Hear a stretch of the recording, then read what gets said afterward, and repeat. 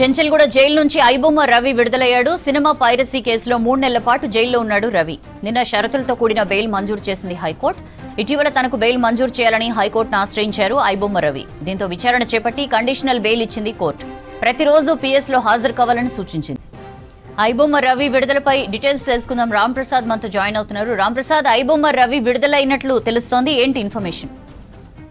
దేశవ్యాప్తంగా సంచలనం సృష్టించినటువంటి పైరసీ మూవీకి సంబంధించినటువంటి కేసులో ఐబొమ్మ ఫౌండర్, ఐబొమ్మ నిర్వాహకుడు ఐబొమ్మ రవిని అయితే గత సంవత్సరం నవంబర్ 14వ తేదీన ఇటు సిసిఎస్ పోలీసులు అరెస్ట్ చేయడం జరిగింది. అనంతరం అయితే తనను నాంపల్లి కోర్టు ద్వారా ఇటు చెంచల్గూడ జైలుకు తరలించడం జరిగింది. సో ముఖ్యంగా ఈ కేసును మనం గమనించినట్లయితే 90 రోజుల పాటు కూడా చెంచల్గూడ జైల్లో ఉన్నటువంటి ఐబొమ్మ రవిని కొద్దిసేపటి క్రితమే బయటికి విడుదల చేయడం జరిగింది. దీనికి సంబంధించి తన బెయిల్ పిటిషన్ను 90 రోజులు పూర్తయిన అనంతరం అయితే నిన్న హైకోర్టు తనను విడుదల చేస్తూ అయితే బెయిల్ మంజూరు చేయడం జరిగింది. సో నిన్న బెయిల్ మంజూరు చేసిన అనంతరం తనకు సంబంధించినటువంటి వ్యక్తిగత పాస్పోర్ట్లను కూడా ఇటు కోర్టుకు ఇవ్వాలంటూ కూడా ఇటు కోర్టు ఆదేశాల్లో పేర్కొనడంతో సంబంధిత లాయర్లు అయితే కోర్టుకు సంబంధించినటువంటి డాక్యుమెంట్స్ నుండి అందించినంతం అయితే కొద్దిసేపటి క్రితమే చెంచల్గూడ జైలు నుంచి ఐబొమ్మ రవిని విడుదల చేయడం జరిగింది. ముఖ్యంగా మనం ఈ కేసును గమనించినట్లయితే ఐబొమ్మ రవి 63 మిర్రర్ సైట్లతో పాటు ఐబొమ్మ బొప్పం టీవీ వంటి వెబ్సైట్లను నిర్వహించి వేలాది సినిమాలను అయితే ఇటు ప్రజలకు ఉచితంగా అందించారు. ఈ క్రమంలోనే పైరసీ కేసు కూడా గురవడం జరిగింది. సో సైబర్ క్రైమ్లు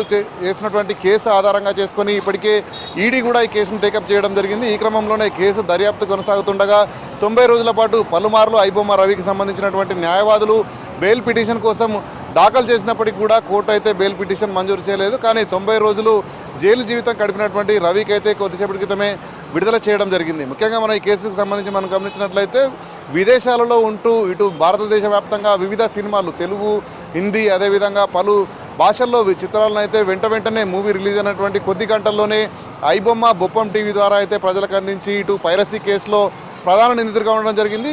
ఐబొమ్మ రవిని అదుపులోకి తీసుకున్నప్పటికైతే సైబర్ క్రైమ్ పోలీసులు 3 కోట్ల రూపాయల నగదును కూడా స్వాధీనం చేసుకోవడం జరిగింది. అంతేకాకుండా తనకున్నటువంటి వ్యక్తిగత బ్యాంక్ అకౌంట్లు 33 బ్యాంక్ అకౌంట్లను కూడా అధికారులు సీజ్ చేయడంతో పాటు తనకు సంబంధించినటువంటి ల్యాప్టాప్లు, హార్డ్ డిస్క్లు, పెన్ డ్రైవ్లు అన్నింటినీ కూడా విచారణలో భాగంగా ఇప్పటికే సైబర్ క్రైమ్ పోలీసులు అయితే తీసుకోవడం జరిగింది. సో మొత్తంగా కేసు విచారణలో ఉండగానే తనకు 90 రోజుల కాలం పూర్తవడంతో అయితే ఇటు బెయిల్ను మంజూరు చేస్తూ అయితే నిన్న హైకోర్టు ఇచ్చినటువంటి ఉత్తర్వుల మేరకు అయితే ఈరోజు కొద్దిసేపటి క్రితమే ఐబొమ్మ రవి చెంచల్గూడ జైలు నుంచి విడుదల కావడం జరిగింది. సౌజన్య.